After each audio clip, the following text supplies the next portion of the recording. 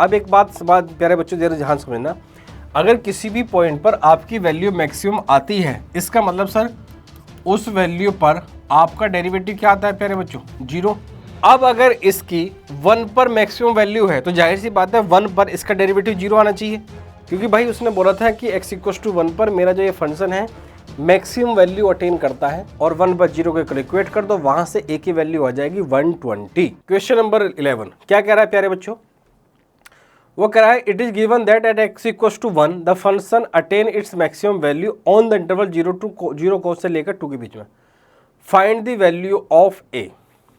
अब एक बात प्यारे बच्चों जरा ध्यान समझना, अगर किसी भी पॉइंट पर आपकी वैल्यू मैक्सिमम आती है, इसका मतलब सर उस वैल्यू पर आपका डेरिवेटिव क्या आता है प्यारे बच्चों, 0। तो भैया सबसे पहले तो प्यारे बच्चों इसको डिफ्रेंसिएशन करना पड़ेगा।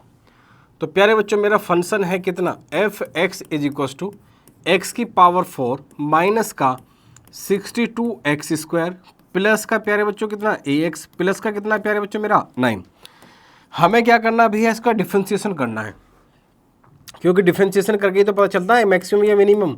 तो यहाँ से कितना आएगा प्यारे बच्चों मेरे पास में 4x³ माइनस का 62 जा कितना हो गया प्यारे बच्चों मेरा 124x, ये कितना हो जाएगा प्यारे बच्चों मेरा a, कितना होगा सर प्यारे बच्चों a हो गया। अब अगर इसकी 1 पर मैक्सिमम वैल्यू है तो जाहिर सी बात है 1 पर इसका डेरिवेटिव 0 आना चाहिए। तो हम क्या लिखेंगे, f(1) = 0।